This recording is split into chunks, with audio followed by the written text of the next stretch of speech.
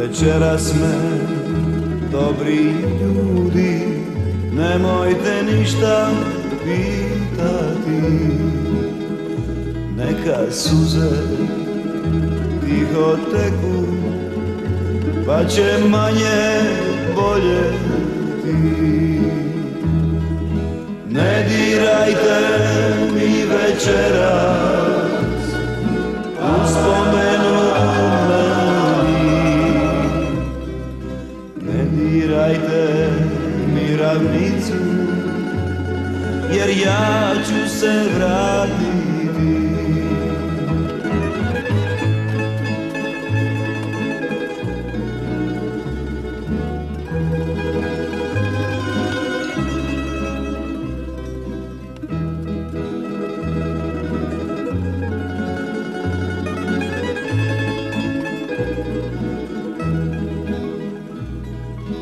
Još u sebi čujem majku kako tužna govori.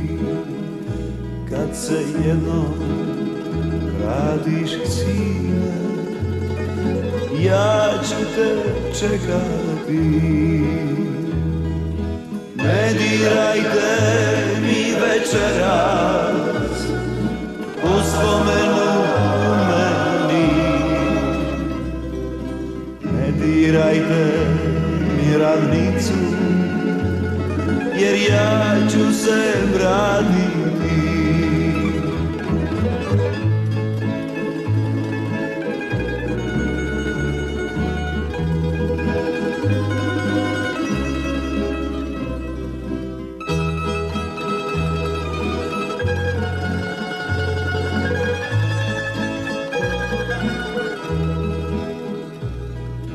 Mene zovu moja polja, mene zovu tambure. Prije nego sklopim oči, da još jednom vidim sve. Ne dirajte mi večeras uspomenu meni. Ne dirajte mi ravnicu, jer ja ću se vratiti. Ne dirajte mi večeras uspomenu meni. Ne dirajte mi ravnicu, jer ja ću se vratiti.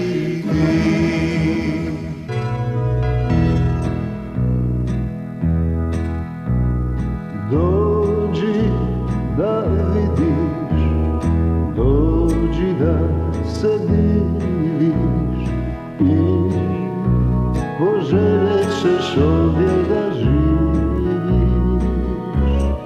Da ti se dijete u miru rodi, živi u ljubavi i slobodi.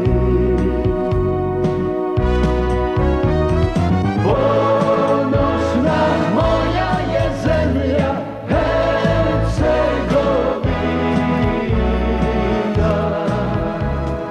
hrvatska gruda nam sveta već 1000 ljeta. Ne dam te nikom, majko, Hercegovino.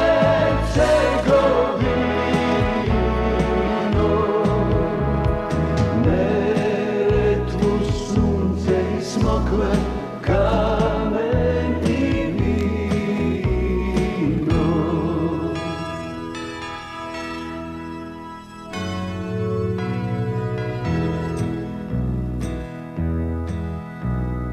Dođi da vidiš, dođi da se diviš i poželjet ćeš ovdje da živiš. Da ti se dijete u miru 2010. je li tako? Vi ste na položajima u Karlovcu. Ja nisam. Ti nisi? Gle taba, nisam te vidio iza ovoga. Ali ovo je znak. Vladimir, Dražen, Boris i Miro. Mi vas pozdravljamo, želimo vam dobro večer, dobro jutro, možemo slobodno reći i je li vam ugodno kod nas u studiju? Da, pače. Malo ugodnije nego na prvoj liniji, da. Nije Odakle loše, ste nije stigli? loše. Taba izvoli. Pa evo, ja bih htio se zahvaliti dečkima prvo što su nam donijeli ovaj krasan znak. Hoćete mi pojasniti točno šta znači 2-1-110? Taj znak znači druga satnija prvog bataljuna 110. brigade. Ovaj V većinu asocira na neke cigarete, no nije to. Ne smijemo baš i reći naziv tih cigareta ovog No, puta. ali nije to. Znak je nastao slučajno, naš bivši pripadnik si je dao ime na položaju u Topuskom Wolf i spontano izišao ovaj znak koji smo mi kasnije prihvatili kao znak jedinice. I sada ga čak i nosite i na rukavima. Nosimo ga i na rukavima u spomen poginulom prijatelju koji je, nažalost, Nešto ćemo kasnije govoriti i o pravom, u stvari najvećem razlogu zašto ste vi večeras ovdje sa nama, ali prije toga ja bih zamolio Tabu samo da sa vama malo porazgovara i o tome kako je trenutno na tim položajima na kojima se vi inače nalazite, jer moramo reći našim gledateljima, ako već to nismo učinili, da ste došli iz Karlovca, koji još uvijek ne može se reći za Karlovac da je sada miran i siguran grad, još uvijek postoje izvjesne opasnosti. Damir, izvoli. Ti si u stvari sve pitao. Nisam, ja sam samo rekao. Dečki, kako vam je u Karlovcu? U stvari vi niste, u Karlovcu kažu Turanj, to je karlovački Vukovar. Da, točno. Turanj, to je naše predgrađe, udaljeno jedno 2 km do 3 najviše od centra grada, koje su bile najveće i najžešće bitke i koje je najviše nastradalo tokom ovog našeg rata. Tamo stanovnika nema, tamo je sve razrušeno. Nema, razrušeno je, tamo samo pripadnici Hrvatske vojske i jedino se može sad kad je mirnije malo obići da se vidi stanje kako je i natrag u grad. Dobro, ili ima koja kuća čitava? Nema ni jedne. Teško da bi se našla jedna koja bi se dala koliko Kad toliko bi sve zidove uspjeli sklepat, napravili bi jednu. Sve su rastresene, stvarno teško da se osposobiti uopće za stanovanje koje. No dobro, ali mislim, lako ćemo mi izgraditi kuće, nam problem je u tome što je jako puno ljudi poginulo, baš na tom dijelu.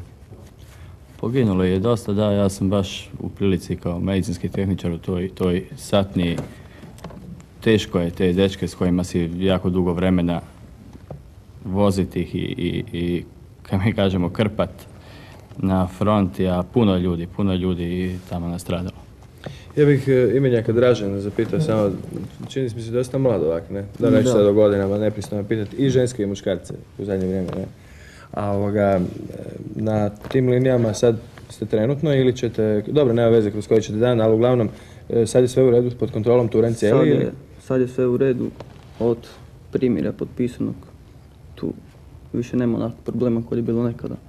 Mada je bilo prije, recimo, koliko se ja sjećam, prije nekih 2 tjedna, sam centar grada se... Da, bilo je opća opasnost. Karlovac, grad na 4 rijeke, mislim da ste mi vi spomenuli da se upravo radi te prednosti uspio na takav način obraniti od pješadijskog ulaza. Pa je, grad se obranio dosta dobro, jedino preblizu su nam prišli. Samo bi se malo vratio na prošlo pitanje, ovo je zapravo naš najmlađi pripadnik i... Ipak ćemo otkriti godine. Da, nećemo otkriti godine, no htio bih reći, on je jedan od rijetkih koji je čak i vojni rok završio u Hrvatskoj vojsci, jer nije bio u onoj bivšoj, da ne spominjem ime, čestitam. Vojsci. A u vezi ovog pitanja... Ali vojni rok na frontu završio, ne u... Da, što je jako važno napomenuti. U vezi ovog pitanja rata na Turnju, tu vam je jedan veći problem. Neprijatelj ni ne ratuje protiv nas. Neprijatelj ratuje isključivo protiv djece, staraca, civila i materijalnih dobara koji se zovu Hrvatska. Da, u što smo se imali i prije nekoliko dana prilike uvjeriti i u Sarajevu je tako i nakon onih, bolje u stvari da ne spominjemo te priznaje. Noćas i preksinoć i I tako I to tako već to ide. tjednima, mjesecima i eto već godinu dana. Vratimo se na ono što smo spomenuli, pravi razlog vašeg dolaska. Wolfova balada, jedna lijepa skladba koju ste nam donijeli i o kojoj bi molio da nam nešto više ispričate. Pa da, ja bi o tomu nešto rekao.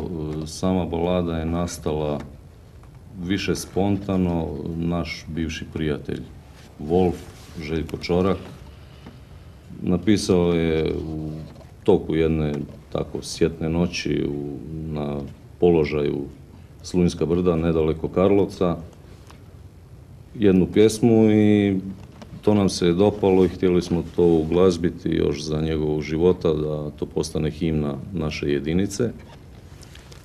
No, nismo uspjeli. Prijatelj nam je stradao, ali zato smo naknadno krenuli svim sredstvima da to ipak učinimo. I zapravo ta pjesma je in memoriam Wolfu, gdje su u samom projektu učestvovali dosta eminentni muzičari grada Karlovca i uspjeli smo, očito smo uspjeli. Možemo slobodno spomenuti tekst Željko Čorak i Drago Pavelić. Plavetić, pardon. Glazba Romano Letikošić, Ratko Pogačić i Vlado Kolarić. Bolje da vi čitate ovo malo pisano.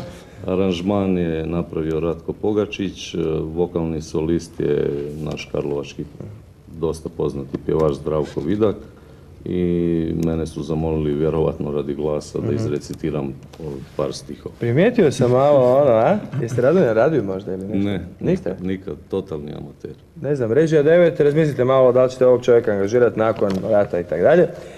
Ja ne bih sad dužio o tome, mi ćemo pogledati i spot koji je napravila jedna od najboljih montažerki Hrvatske televizije Mima. Moram vas pitati da li ste zadovoljni, vidjeli ste, pogledali ste ga prije, no što će ga naši gledatelji vidjeti. Stvarno super, nema reći. Zadovoljni? Zadovoljni. Sve u redu? Nema boljega. Ja još nisam vidio, ne mogu ništa reći. Ti ćeš vidjeti tek. Ali vjerujem, Ti pošto ćeš tek znam vidjeti. Mima je to jako dobro. Složiti, većina smo. Ja bih prije, no što mi pogledamo taj spot i prije nego što se od vas oprostimo, zahvalio još jedno što ste nam donijeli jednu lijepu skladbu, jer baš nam se često ne dešava da nam ljudi donose ovako i da sve to tako lijepo ispadne, donesite nam matricu pa onda se nađe još tako jedan krasan montažer koji to lijepo zmontira i onda mi to sve lijepo gledamo. Da li imate nekog za pozdraviti još ovoga, vjerojatno nas u Karlovcu večeras gledaju mnogi. Hoćemo pozdraviti onda kompletnu 110 koja nas gleda. Također bi teo pozdraviti sve hrvatske vojnike, a naravno naše Karlovčane 110. Naše dečke koji su svi zaslužili da su sad s nama ovdje, ali nažalost Neko mora morate biti veći tamo. studio napraviti. Eto, što možemo, ne? Ali neko mora biti tamo. Naše Neko tamo dečke biti. prijatelje, normalno, pozdravio bi samo 3 prijatelja koji su stvarno, s kojima su stvarno od prvog dana. Terijer, Batarilko i Grga. Pa dobro, ja bi zapravo pozdravio sve gledaoce i zahvalio na strpljenju.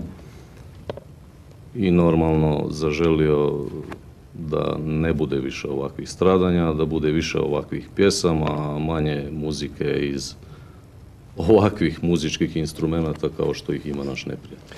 Ja vam se još jednom svima zahvaljujem što ste došli. Mi ćemo se potruditi da ekipa Gardijade još do kraja stigne i do turnja i posnimi malo nekih kadrova, posnimi malo vas i vaših prijatelja za koje ste rekli da su zaista hrabri. Mi bismo se u to voljeli uvjeriti, a sada ćemo čuti i Wolfovu baladu.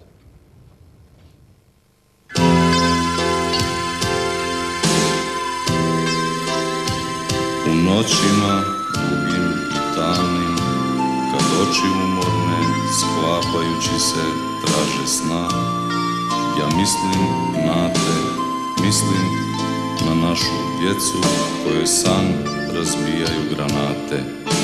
Mislim na naš grad, na Hrvatsku, njoj smo se zakleli.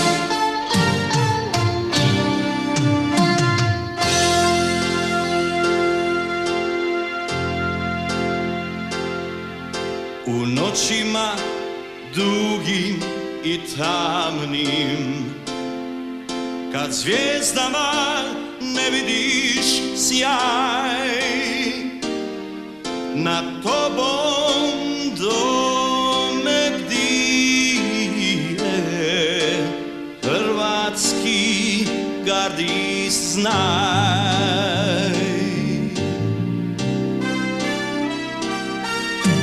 čuva lijepu našu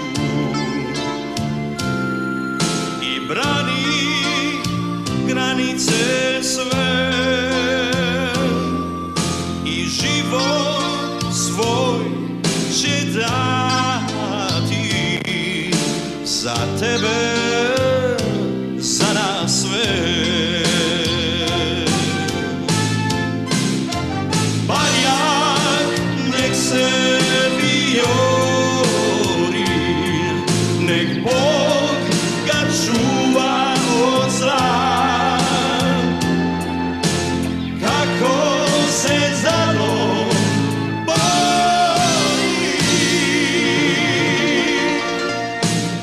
Hrvatski gardist zna.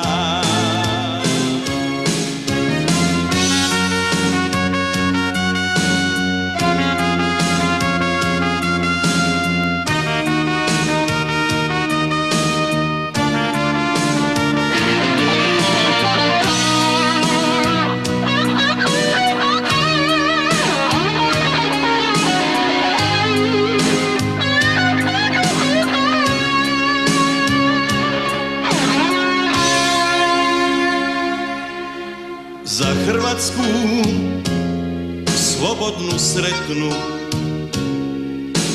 mnogi život će dat na cijelom ovom svijetu. Za Hrvatsku svatko će znat.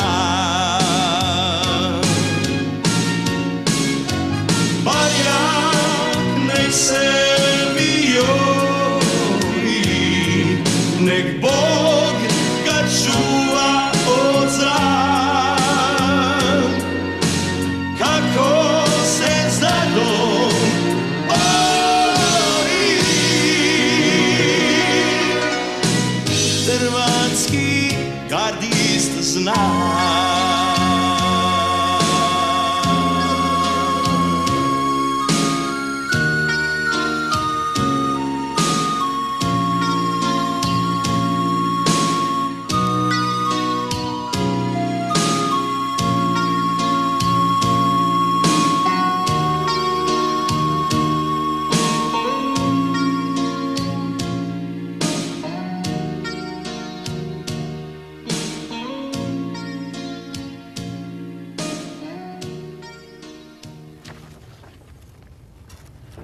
Sjajan sport. Nekoliko dana gostovao u našoj emisiji, ali evo, mi smo došli u goste. Došli smo u goste na jedno dosta problematično područje. Turanj, Karlovački Vukovar. Kako je ovdje? Pa, ovdje je sada trenutno situacija relativno dobra, no 11. i 12. mjesec su bili vrlo problematični zbog borbi, pa onda prekida borbi radi prolaza konvoja vojske koja je izlazila iz Zagreba na ovo područje prema Bosni. Od samog potpisanog primirja tu su mnoge sitne čarke, ali zapravo čistih pješadijskih borbi nije bilo. Znači li to da ste vi prejaki na ovom području da bi oni uopće mogli krenuti? Pa, dosta smo jaki, neprijatelj ni ne pokušava pješadijski na nas doći. On, kao što sam već jedan put i rekao, čim se nešto dogodi, ratuje protiv civila i materijalnih dobara, a vrlo rijetko protiv same Hrvatske vojske. Nadam se nešto da će ova operacija UNPROFOR-a pomoć, no da li će uspjeh biti kvalitetan, to ćemo vidjeti kroz nekoliko mjeseci. Ja bih pozdravio prije svega sve žitelje grada Karlovca, zaželio im sreću u budućnosti, normalno pripadnike 110. brigade, pripadnike 1. bataljuna 110. brigade. Da ne zaboravite doma nekog slučaja? Namjerno ne spominjem doma jer porodica je nešto privatno, mi smo sad ipak na ratnom području. Gospodin Javor, evo došli smo kod vas. Nadam se da neće biti nikakvih problema dok mi ovdje budemo boravili. Dobro nam došli. Hvala vam lijepa, bolje vas našli. Možemo li, pošto sam čuo da ova postrojba na koju ja sada nailazim ovdje, djeluje jako dugo i da je jedno od najprije formiranih na području Karlovca, da ukratko kažete jedan put tih dečki, ipak su izgleda najteže i najviše prošli u ovom ratu. Ovo i jeste prva postrojba Hrvatske vojske na teritoriju općine Karlovac. Boravite u postrojbi 1. bataljuna 110. brigade. Formirana je 28.6.1991. i još za mjesec dana slavit će svoju godišnjicu. Bila je na svim ratištima gdje su ratovali u okviru naših postrojbi i u okviru 1. bataljuna 110. brigade. Ova postrojba kod koje sad gostujete bila je na svim ratištima. Iznijeli smo na leđima ovaj rat na ovom području, spasili smo grad Karlovac. Spasili smo ga zato što je to naš grad, što ga volimo. Da nam možda malo kažete, imam osjećaj da neki ljudi ne znaju koliko je u stvari u opasnosti bio Karlovac. Sve je praktično uništeno, tako je trebao u stvari izgledati Karlovac. Međutim, nismo dozvolili, nismo dali preko rijeka. Naše rijeke su nas branile i od Turaka i od drugih tuđina, obranile su nas i od ove napasti koje smo imali sad protiv sebe. Na kraju, kome ćete vi uputiti pozdrave u našoj emisiji? Pozdrave cijenjenom gledateljstvu Gardijade, ekipi Gardijade, mojoj familiji, svim familijama branitelja, lijepe naše, uglavnom svim Hrvatima i onima koji su za Hrvatsku. I ljudima dobre volje.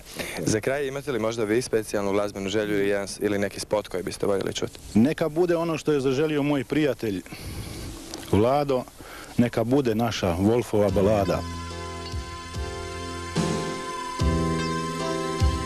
U noćima dugim i tamnim, kad oči umorne, sklapajući se, traže sna, ja mislim na te, mislim na našu djecu koje san razbijaju granate.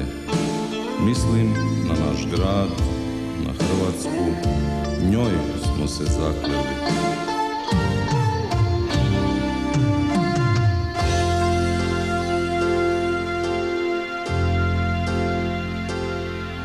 U noćima dugim i tamnim, kad zvijezdama ne vidiš sjaj,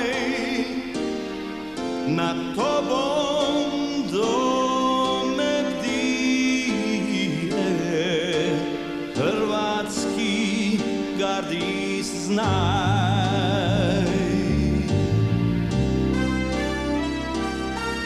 On čuva lijepu našu i brani granice sve i život svoj će dati za tebe, za nas sve.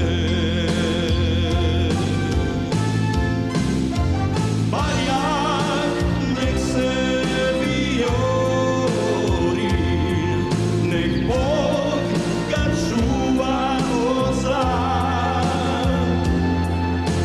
Kako se zalo boli, hrvatski gardist zna.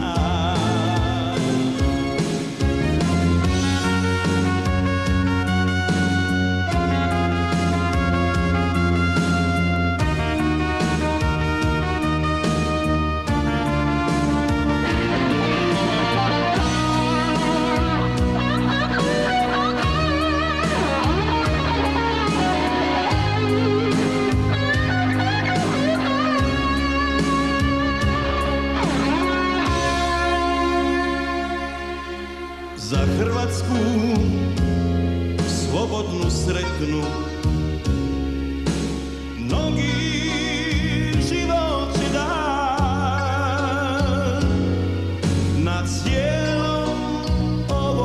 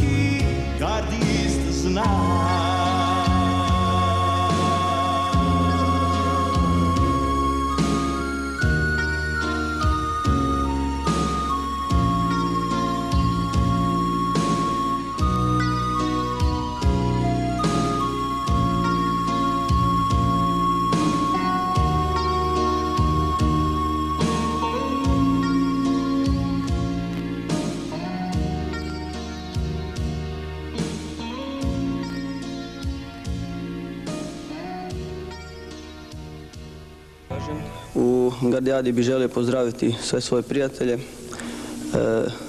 kao i sve cure iz rodnog kraja, normalno to se razumije.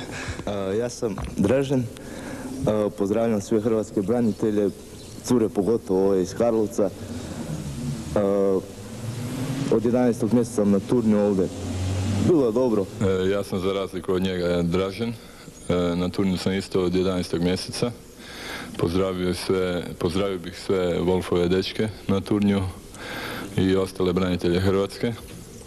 Naravno, cure i dečke koje poznam. Uz, naravno, muzičku želju. Želio bih pozdraviti sve pripadnike Hrvatske vojske, pogotovo moje drage Karlovčane, a također i pripadnike Hrvatske vojske u Imotskom i okolici. U našoj emisiji biste vjerojatno željeli nekog doma i pozdraviti. Od kad vas nisu vidjeli? Pa jedno 10 dana me nisu vidjeli pozdraviti. Pa normalno bih suprugu svoju pozdravio, Klaru svoju, Peru i imam curu u Zagrebu, Dajana se zove, ona je u školi. Pa htio bih pozdraviti prvenstveno sve branitelje ovoga Karlovca, ujedno svoju kompletnu jedinicu, sve svoje dečke koji su sad ovog trenutka na položajima, sve drage Karlovčane i ostale branitelje u Hrvatskoj. Htio bih pozdraviti svoje 3 djevojčice koje imam, to je Nikolina, Kristina i Sunčica i svoju suprugu Biserku. Hrvatskim borcima bih poručio da izdržu do kraja, sloboda je blizu i za kraj bi poželio jedan spot od Jure Stublića, aj moj druže beogradski.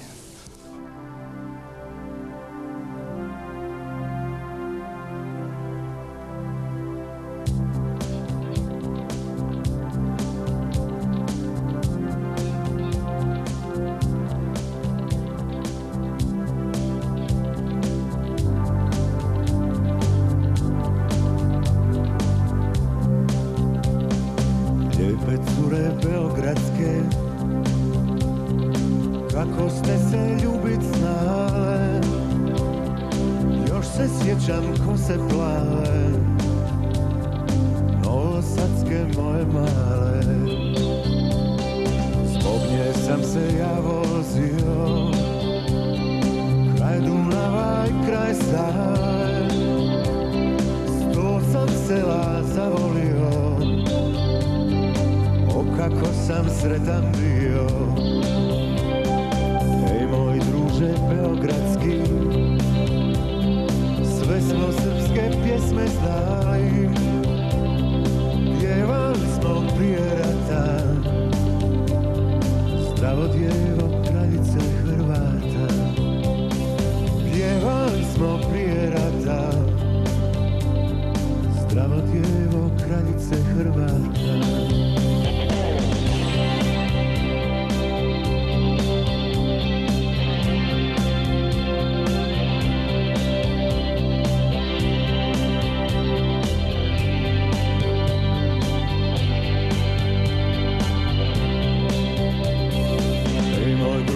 Beogradski,